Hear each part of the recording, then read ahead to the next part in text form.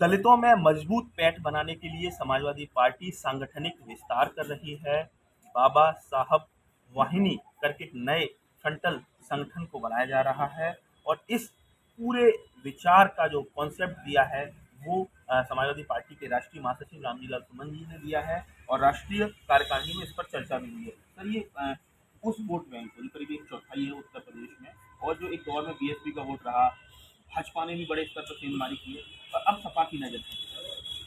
देखिए, सबसे बड़ा सवाल ये है कि जिस तरह हमारे फ्रंटल संगठन हैं, समाजवादी जनसभा है, लोहियावादी है, इसी तरह बाबा साहब डॉक्टर अम्बेडकर वाही नाम का संगठन भी होगा। ये राष्ट्रीय कार्य समिति में क्या हुआ।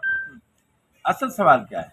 असल सवाल ये है कि जो वर्ग हमारे साथ आज नहीं है वो अगर हमारे साथ आएंगे तो हमारे आचरण से हमारे साथ आएंगे, हमारे व्यवहार से हमारे साथ आएंगे।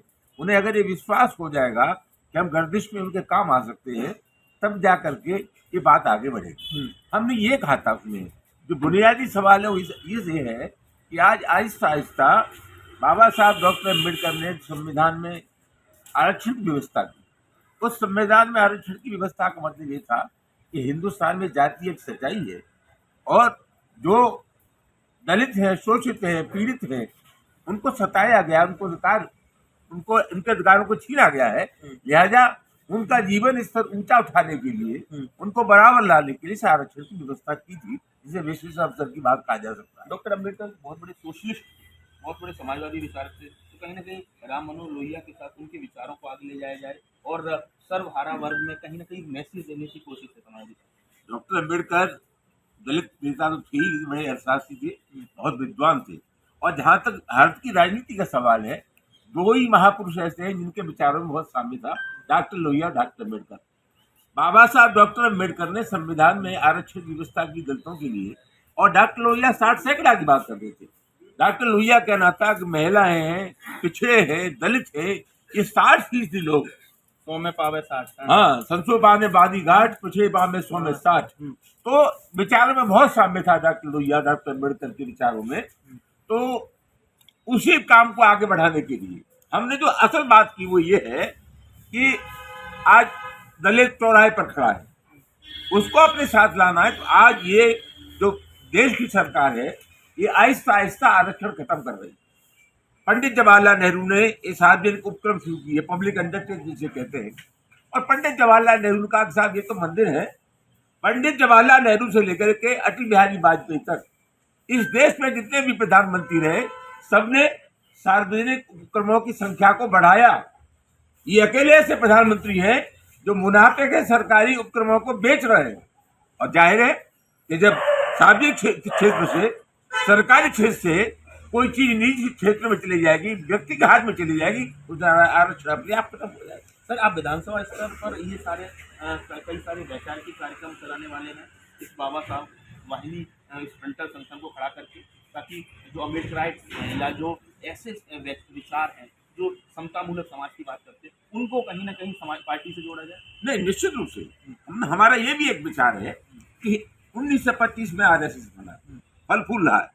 हम खाली ये कहने का आरएसएस बहुत खराब, यही काफी नहीं है। हमें साथ ही साथ यही बताना चाहिए कि अच्छा क्या है, एक ऑप्शन देने ऑप्शन। ये जो वैचारिक शून्यता है, आरएसएस को बढ़ने का इसलिए मौका मिला कि हमने वैचारिक कोई चुनौती नहीं दी, चैलेंज नहीं किया उसको।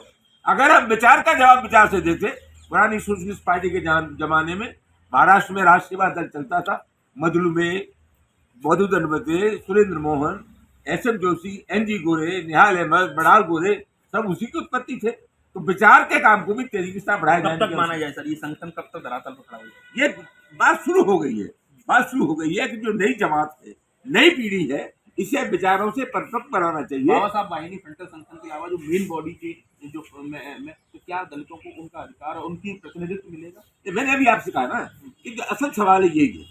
डॉक्टर मनमोहन सिंह जब प्रधानमंत्री थे उस समय ये विनिवेश पर का भी, इन्वेस्टमेंट पर का भी चर्चा हुई थी, हमने कई बार भाग लिया। उस समय चर्चा ये थी कि साहब सरकार उपक्रमों को बेच रही है, और सरकार का लॉजिक ये था कि साहब जो घाटे के उपक्रम है उनको बेचा जा रहा है। हमारा कहना था कि जितने भी पब्लिक अंडरटेकिंग से सरकार उपक्रम है वो पैसे से घाटे में नहीं है, वो मिसमैनेज एंड करप्शन की वजह से घाटे, कुप्रबंधन और भ्रष्टाचार की वजह से घाटे में। तो इनको मुनाफे का बनाओ, वो प्रयास करना चाहिए। अब सबसे बड़ा सवाल तो ये है कि ये तो मुनाफे के सरकारी उपक्रम है, उनको बेच रहे, रेल ये बेच रहे हैं, हवाई अड्डे बेच रहे हैं। और सबसे बड़ा सवाल है ये कि हम जनता के बीच में जाएंगे कि बड़ा सवाल है ये आहिस्ता आहिस्ता बाबा साहब ने संविधान में व्यवस्था की थी आरक्षण की, उसको खत्म करने की साजिश ही कर रहे, खत्म कर रहे हैं। कुल मिला के समाजवादी पार्टी अब वैचारिकता के आधार पर, विचारधारा के आधार पर, मुद्दों के आधार पर अब धरातल पर और तेजी से काम करने वाली है।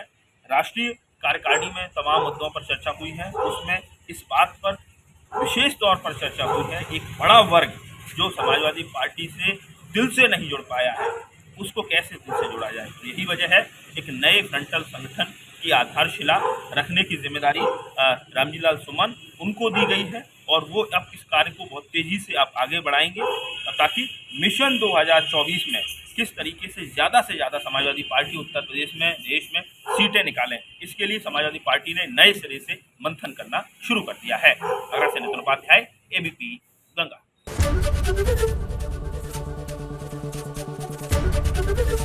एबीपी गंगा, खबर आपकी, जुबान आपकी।